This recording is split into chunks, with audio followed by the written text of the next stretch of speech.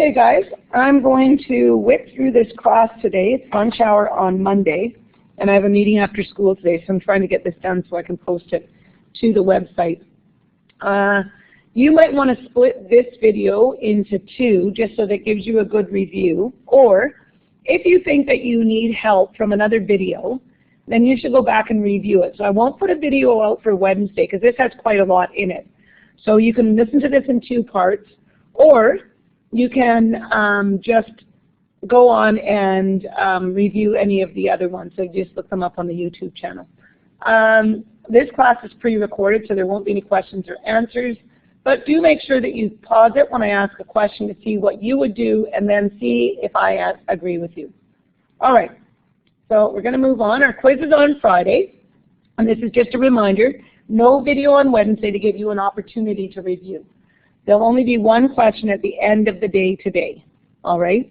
So I'm just going to open up my own stuff, and we'll get started. All right, so here's a fraction and decimal and percent chart. If you want to stop the video right now so that you can practice, that's fine. I'm going to keep going as if you've already stopped. So every time I say that, if you don't stop, I will just keep going on.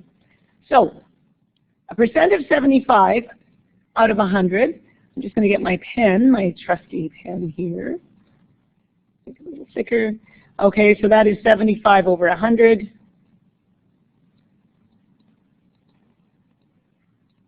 $75 over 100 can be reduced to 3/4. Its decimal is decimal 75. So we remember that percent means 75 out of 100. So we know that we can put that into a fraction easily by putting the percentage amount over 100. And then we know that turning a fraction into a decimal if it's over 100 two places. All right, 3 out of 20. Well, we have to reverse that then, and we have to multiply them both by 5. So it's decimal 15, which is 15%. So how I would do that is I would take my 20 and multiply it by 5 to get 100.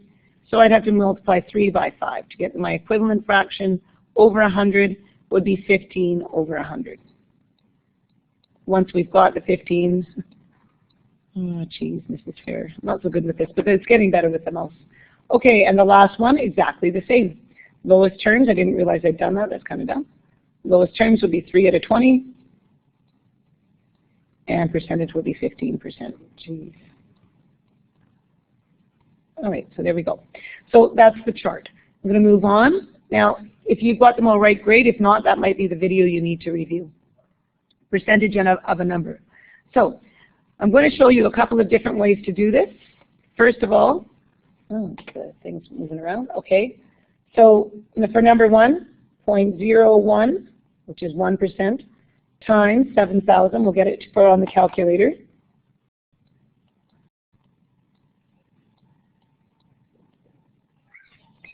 Why every time I click it should stop. Well, this thing's not cooperating at all, of course. There we go, maybe that'll be better. 0.1 times 7,000, 0.01. We can also take 7,000, and we know that for 10% we move the decimal back 1. For 1% we would move it back 2. So 1% of 7,000 is going to be 70. 10% of 55, again, we can do decimal 10 times 55. Or we can do 55 and we move our decimal back 1 place. So we know that it equals 5.5. All right, and last one, 90% of 30. So it's 0.9 times 3, 0. 0.9 times 3, 0. Or we can get 10%, which is 3. And then we multiply that by 9. Either way, our answer is going to be 27. So if you got all those right, then you're doing pretty well with percentage of a number. You can use benchmarks. You can use moving of the decimal if you've got a good benchmark, or you can use your calculator. Multiply the number by, remember that this of means multiply. Multiply the number by the decimal equivalent of the percentage. All right, next one. So again, I'm going to hope that you are going to take a look at these questions, pause, and see how you do. What is the sale price? A new phone that is regular $259.99 at 30% off, and a video game that was $19 for 50% off. All right, so the first one, you could find the discount. Remember, with a sale price and a discount, you figure out the discount and you subtract it from the regular price. So $259.99, I'm going to round that to $260, and I'm going to multiply it by 0.3. I can also use my benchmark of 10 and know that it would be $26 for 10%, so then 26 times 3. All right, so what we're going to get at 260 times 0.3, I'm just going to use my calculator for this. That's what a lot of you will do. And remember, it's times 0.3, not 0.03. The total would equal $78. So $78 is the amount of the discount. So we have to take that extra step, and we take $260, and we subtract 78. Not 28, that looks like a 7 after all. Okay, and 260 minus 78 is going to give you $182. So the sale price of the new phone, $182. Remember, you have to do both of those steps. Okay, I'm going to clear this off so we can do the second one. Again, you might want to pause and do the question, see if you're right. $19. Just gotta get my pen back.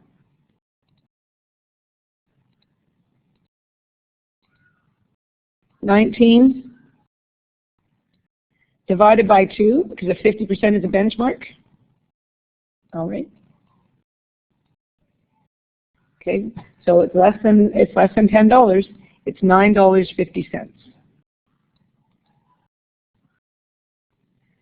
Now I hope you realize that I put all the dollar signs in today because I was being very careful. All right, so our answer in that case is going to be $9.50. You can also do it the other way, which is 19 times decimal 5. And you'll find out that equals 9.52. Okay, so that's how you're finding the discount. In this case, because it's splitting it in half, you don't have to do the extra subtraction. It's the half is the answer. All right, so now we have our video about sales tax and tips. Final cost of a new sweatshirt that is advertised for sale at Sport Chek for $27.99. We have to pay 6% sales tax in British Columbia. So we're going to take 0.06 times $27.99. All right. So you're going to use your calculator for that one probably.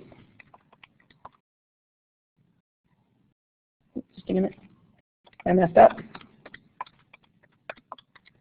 So it's going to be $1.68. Now remember that I asked you for the final price. So it's going to be, I don't know why it does that. $1.68 plus $27.99.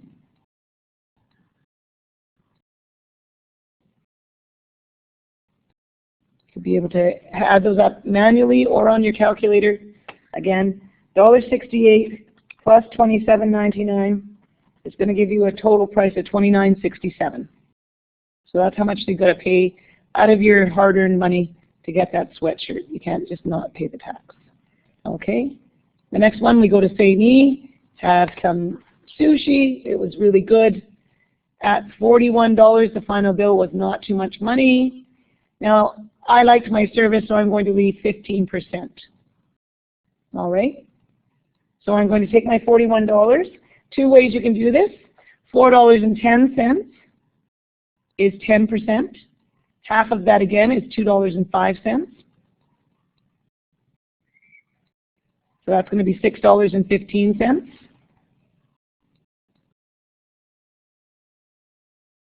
Or I could multiply decimal 41, the equivalent, $41, times 0.15. I'm going to make sure it's exactly right.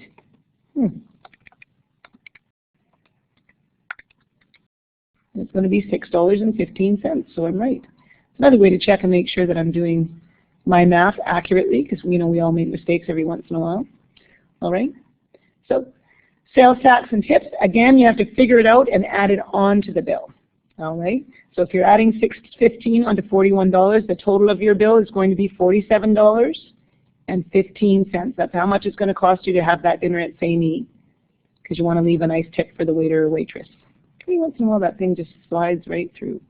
All right, so on to the next one.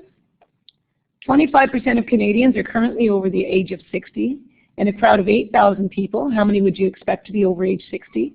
So we do 8,000 times 0.25, or 8,000 divided by 4,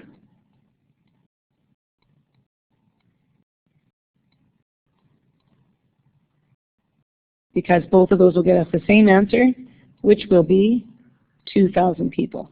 All right? So 25% of 8,000, remember, 0.25,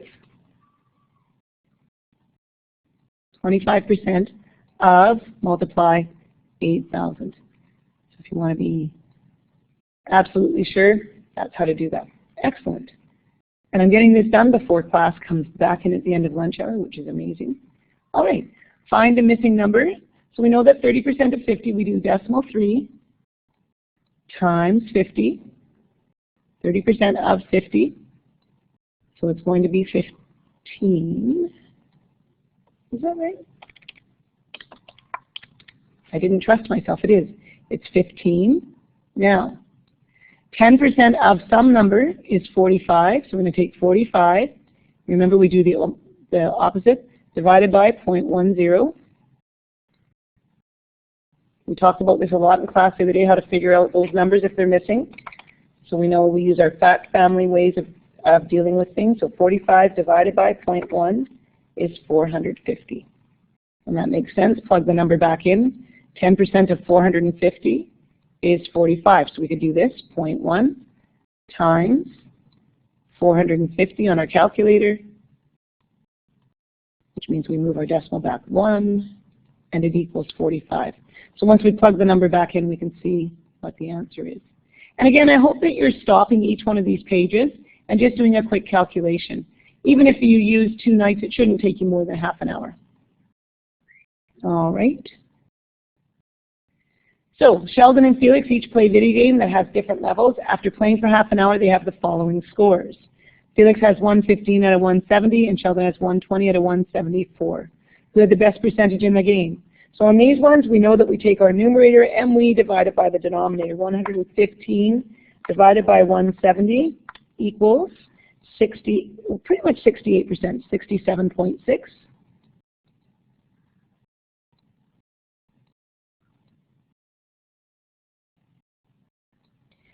So Felix did pretty well, 67% success.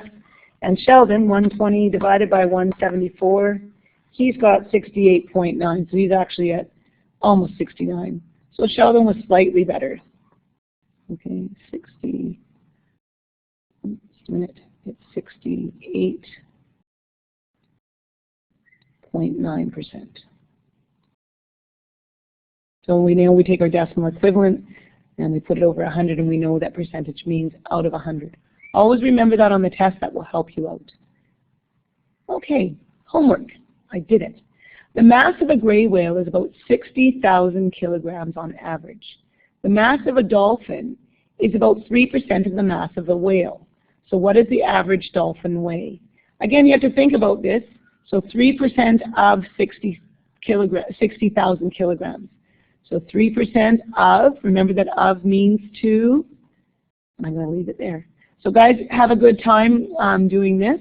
If you're struggling with any of these things, it's good to let me know Wednesday so that we can review. I'm going to have you working on the chapter review and the self-test in the next couple of days to get yourselves ready for that quiz on Friday. And hopefully that will work. I'll talk to you later. Bye.